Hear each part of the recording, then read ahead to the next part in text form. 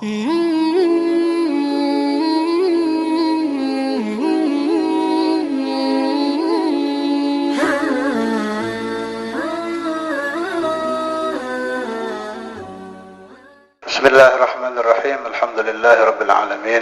Allahumma shalli ala sayyidina Muhammad al-Fatih lima ughliq wal khatam lima sabaq nasirul haqq bil haqq wal hadi ila siratikal mustaqim wa ala alihi haqqa qadrihi wa miqdarihil azim. Amma ba'd. Tadi siang tepat tanggal 10 Muharram alias hari Asyura. Hari Asyura itu ada dua sisi. Baiknya ada, buruknya juga ada. Artinya dalam riwayat. Bukan berarti kalau kedatangan hari Asyura seperti kedatangan hari Rabu Wakasan, bukan. Dalam riwayatnya Allah menolong para nabi pada hari Asyura. Jelas di doa yang kita baca itu. Menciptakan Roh Sayyidina Muhammad SAW juga hari Asyura. Tapi jangan lupa cucu Nabi besar Muhammad SAW beserta seluruh keluarganya yang sangat dicintai Nabi juga dibantai di hari Asyura sampai kepala cucu Nabi Muhammad yang sangat beliau cintai, yang dulu setiap waktu beliau cium, yang kalau naik di punggung Nabi saat Al-Imamul Hasan masih kecil, kalau naik di punggung Nabi, Nabi melamakan sujudnya rahmatan lahuma, karena sayangnya Rasul kepada dua cucu ini. Tapi apa mau dikata, Al-Imamul Hasan meninggal diracun, Al-Imamul Husain meninggal dipancung kepalanya. Dan memang Masya Allah, itu semua sudah takdir ya. Makanya saya sengaja baca ini pas untuk dibaca di hari Asyura dan di hari-hari yang banyak musibah. Jadi saya terangkan sedikit ya. Dakwah ulama Ahlus Sunnah wal Jamaah. Di zaman Nabi masih hidup, Nabi sudah diberitahu bahwa nanti Al-Imamul Hasan akan meninggal diracun. Malaikat Jibril memberitahu Al-Imam Husain nanti akan dibantai di Karbala. Yang Malaikat Jibril kasih tahu Al-Imam satu lagi Zaid bin Ali akan meninggal disalib. Ya Nabi sudah tahu. Bahkan diriwayatkan oleh Syekh Abdul Wahab Asy'arani ketika Nabi Muhammad diberitahu bahwa nanti cucu beliau akan meninggal diracun, lam yura dhahikan qattu. Setelah beliau diberitahu bahwa Imamul Hasan nanti akan meninggal diracun, tidak pernah Nabi dilihat tersenyum seumur hidup loh. Jadi kalau ada hadis-hadis yang meriwayatkan cara senyum Nabi, cara ketawa Nabi sebelum diberitahu Malaikat Jibril tentang akan meninggalnya Imamul Hasan. Insyaallah. Saya baca lagi di salah satu kitab Syarah Yaqut kalau tidak salah ingat. Kita mengenal ada gerhana matahari yang biasa terjadi. Tapi orang-orang yang ahli ilmu alam semuanya angkat tangan, tidak bisa berpikir. Bukan waktunya gerhana pada waktu Al-Imam Husain dibantai, matahari tertutup. Itu diterangkan. Kalau terjadi kezaliman yang sangat luar biasa, penganiayaan yang sangat luar biasa, kedurjanaan yang sangat luar biasa, itu Tuhan memberi tanda dengan matahari ditutup gerhana. Dan itu terjadi ketika meninggalnya Imam Husain radhiyallahu taala anhu. Ini semua yang saya baca riwayat Ahlus Sunnah lah, bukan riwayat. Saya bukan orang Syiah, bahkan saya lahir, hidup, mati anti Syiah. Ini yang saya baca semua riwayat Ahlus Sunnah wal Jamaah. Saya kira mengikuti tata cara Syiah dengan menyayat-nyayat badan, mengeluarkan darah, ya gila, salah. Tapi melupakan riwayat ini juga salah. Itu yang saya ikuti dari pribadi maha guru saya, Sayyidul Walid Habib Abdullah bin Abdul Qadir Bilfaqih. Tidak berlebih-lebihan di dalam bersedih, tapi menutup riwayat juga tidak. Dibuka sekedar tahu untuk i'tibar, fa'tabiru ya ulil absar. Ada keanehan lagi. Jadi kezaliman itu macam-macam. Ada kezaliman harian, ada zalim bulanan, ada zalim tahunan, ada kezaliman yang sangat jarang terjadi di alam dunia. Di antaranya ya pembantaian Imam Al-Husain radhiyallahu taala anhu. Kalau saya tidak salah ingat, beliau dibantai beserta seluruh keluarga, istri dan lain-lain itu usia beliau 55. Untung satu tidak mati itu. Imam Ali Zainal Abidin, kalau beliau mati habis. Cucu dari Sayyidina Husain tidak ada lagi. Satu lagi, orang itu tidak akan bisa mendengar suara jin. Suara jin tidak bisa kecuali para dukun, jelas ya, yang memang berusaha mencari-cari mendengar. Ini orang biasa seperti kita tidak akan mendengar suara jin. Tapi ketika dibantai Imam Al-Husain, malamnya terdengar, pembantai-pembantainya ya dengar, orang-orang di Madinah ya dengar, di mana-mana terdengar nauhul jin, ratapan bangsa jin, menangisi cucu Rasulullah Sallallahu Alaihi Wasallam yang dibantai. Ini ada iktibar di sini. Kita sering mendengar rumus sejelek-jeleknya manusia, sebaik-baiknya jin. Jadi sejelek-jeleknya manusia itu umpama ada jin jadi wali, itu kalau ditaruh di bangsa manusia, dia manusia yang paling jelek gitu loh. Tapi ini jin bisa meratap, bisa menangis. Maknanya apa? Yang membantai Imam Al-Husain lebih setan dari setan gitu. Lebih jahat dari jin. Ada riwayat lagi, diriwayatkan oleh Imam Muhibbuddin At-Tabari. Syekh Al-Walid Habib Abdullah bin Abdul Qadir Al-Faqih sering menukil dari Imam Muhibbuddin At-Tabari, satu ulama ahlu sunnah tapi terlalu cinta kepada cucu Nabi sampai gelarnya pakai Muhibbuddin At-Tabari, yang kalau saya tidak salah ingat usia beliau ta'ammara ila 160 sana. Beliau tidak meninggal sampai usia 160 tahun dalam keadaan sehat. Matanya sehat, tangannya sehat, seluruh anggota badannya tidak ada yang berubah. Sayyidul Walid bercerita waktu itu ditanya oleh murid-muridnya, "Malaka ya Maulaya, kenapa Paduka dalam usia yang sangat tua tidak ada satu anggota badan pun dari Paduka yang berubah? Biasanya adatnya manusia, wa man nu'ammirhu nunakkishu fil khalqi afala yaqilun." Tua ya tambah renta, tambah lemah. Dijawab oleh beliau, "Hafidtu jawarihi minal ma'asi minas sighar fa hafidhanillah fil kibar." Karena saya mulai kecil, seluruh anggota badan saya tidak pernah saya pakai berdosa. Ya ketika saya tua, Allah Ta'ala menjaga anggota badan saya daripada sakit dan penyakit yang macam-macam. Al-Imam Muhibbuddin At-Tabari radhiyallahu ta'ala anhu wa nafa'ani wa iyyakum bi ahbabin nabi asrarih bidara di amin. Jadi begitu.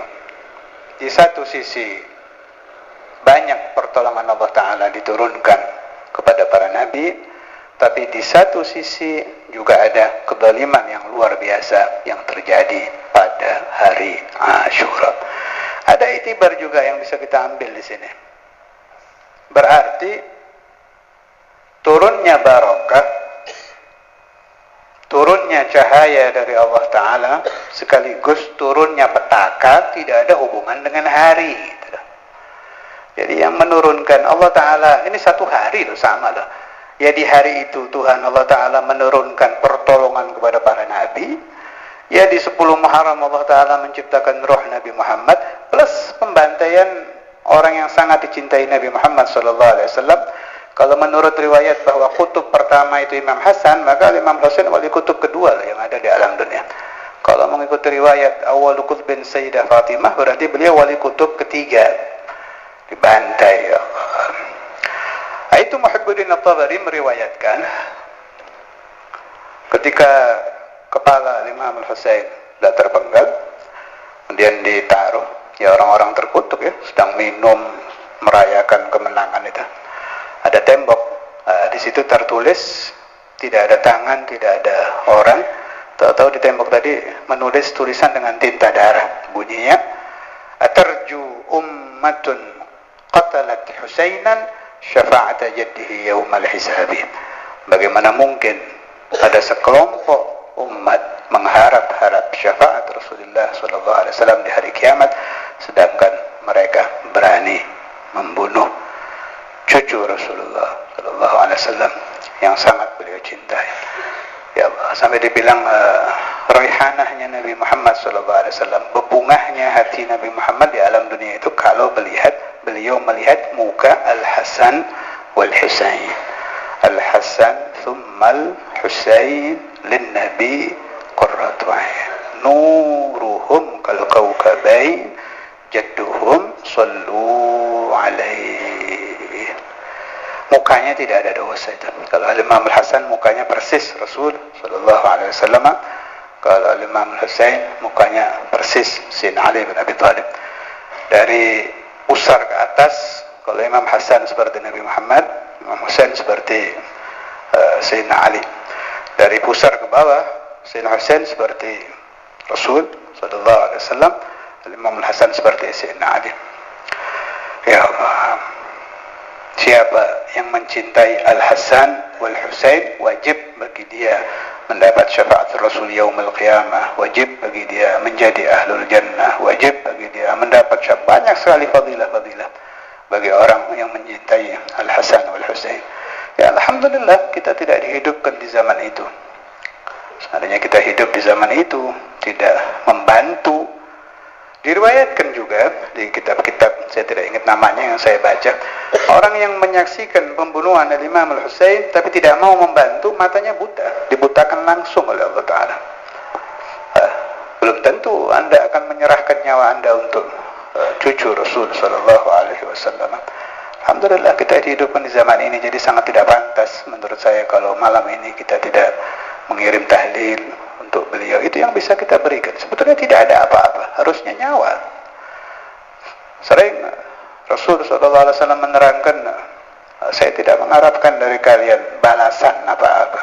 Saya ingin bertanya kepada Anda, ketika Anda berwudu saat sholatus subuh, ketika orang pada waktu pagi sedang diserang hawa dingin, malas-malasnya untuk keluar, berat untuk berwudu, apalagi musim hujan, dia paksa, dia berjalan ke kamar mandi. Karena ajaran siapa? Ajaran Maulana Muhammad. Seandainya tidak ada ajaran Nabi bahwa tidak peduli musim es, Anda berada di kutub, musim dingin, musim hujan, bangun, wudu harus wajib.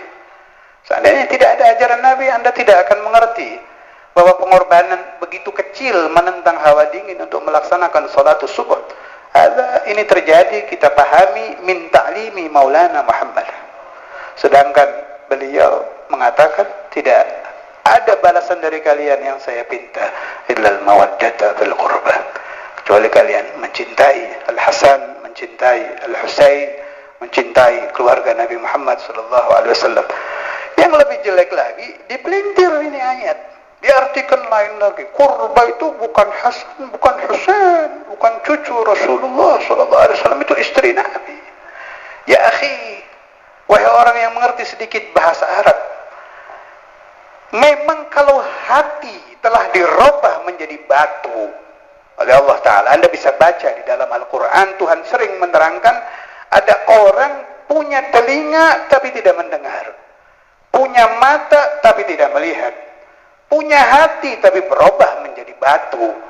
Orang-orang semacam ini kalau membaca ayat-ayat Al-Quran akan muncul di otaknya dan hatinya paham yang dibisikkan oleh setan-setan dan iblis-iblis yang memang mencari kesempatan memberikan paham kepada umat Muhammad SAW. Umat Nabi tidur, setan tidak tidur. Kebetulan umat Nabi membaca Al-Quran dengan hawa nafsu, bukannya lari, masuk dia, diberi pemahaman. Ini Al-Qurba bukan cucu Nabi, ini istrinya, cari di kamus. Ini orang yang Anda sakiti, yang diterangkan oleh Allah Subhanahu wa Ta'ala tidak mati di alam barzakh. Jangankan beliau, Sayyiduna Adam dan para anbiya mursalin setelah Nabi Adam tidak ada yang mati. Ahya'un fi quburihim. Wa kaifa bi sayyidihim, apalagi dengan Maulana Muhammad. Ketika Anda membaca dan menerangkan kepada umat bahwa Al-Qurba bukan artinya untuk Al-Hasan, Al-Husain, keturunan Nabi Muhammad, Anda kira Nabi Muhammad tidak mendengar? Apakah Anda mengira bahwa Allah itu ta'khudhuhu sinatun wa naum? Bahwa Tuhan itu tidur, bahwa Tuhan itu menerima rasa mengantuk? Lah, tidak. Allah Ta'ala mendengar bisikan hati, pemahaman yang menari-nari yang diwahyukan oleh iblis dan setan di otak orang-orang yang salah mempelajari Al-Quran, didengar oleh Allah Ta'ala. Pendengaran Allah Ta'ala tidak terbatas kepada suara, gerakan hati Tuhan dengar. Bukan hati satu orang, seluruh manusia di alam dunia Tuhan mendengarkan gerakan hatinya. Maka siapa yang tidak mau berterima kasih kepada Nabi Muhammad SAW dengan mawaddah fil qurba, tidak usah kita doakan binasa. Allah Ta'ala yasma'uhu, Tuhan dengar. An-Nabi Muhammadun SAW yasma'. Nabi Muhammad yang seumur hidup mengajari mereka, mengajari nenek moyang mereka, meskipun nenek moyangnya sudah mati, ajaran Nabi tidak mati, mereka pelajari, mereka mencari makan dengan ajaran Nabi, berdakwah mencari uang dengan ajaran Nabi.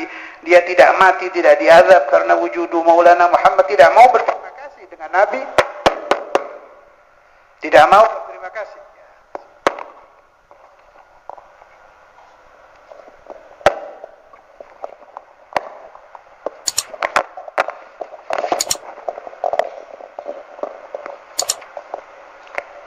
Tes.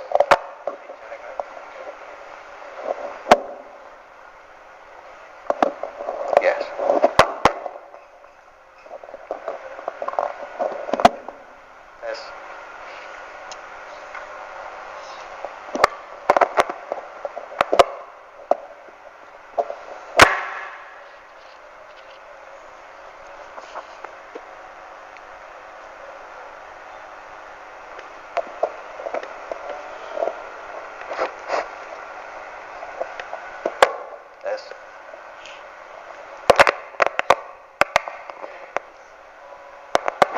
Tes.